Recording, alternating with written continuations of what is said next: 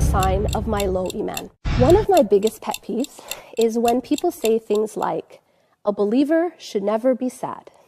The reason why this is such a problematic statement is because sadness in and of itself is a normal human emotion, just like happiness and fear and anger. These are creation of Allah subhanahu wa ta'ala, and everything that Allah has created, He created with a purpose. Even sadness has a purpose. Now, the problem is when sadness turns to despair. So to answer the first question, can a believer have iman and still feel sadness? Well, of course they can, because the Prophet ﷺ felt sadness. He went through the year of sadness after he lost his wife and his uncle.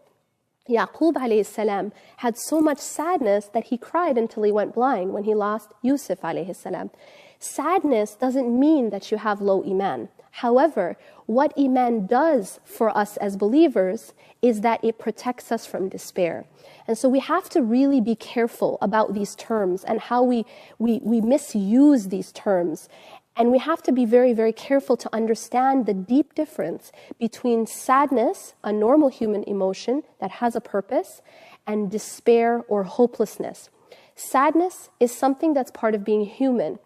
Despair and hopelessness is from shaitan. Shaitan is always trying to make us give up. Shaitan wants us to say, well, there's no point, so just stop trying. That is actually a shaitani thought.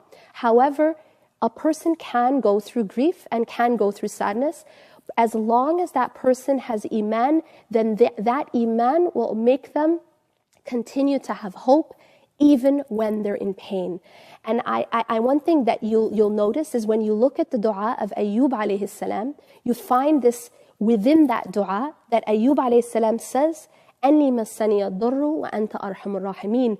Indeed, despair, indeed distress has befallen me. That he is acknowledging his distress, وَأَنْتَ أَرْحَمُ الرَّاحِمِينَ, and you are the most merciful of the merciful. See, even while he was in his most difficult time and he was being tested year after year, he's still continuing to have hope in the mercy of Allah. So when we go through our difficult times, it doesn't mean that you have low iman because you're sad. However, let that iman make you acknowledge that things can get better, that things will get better, and continue to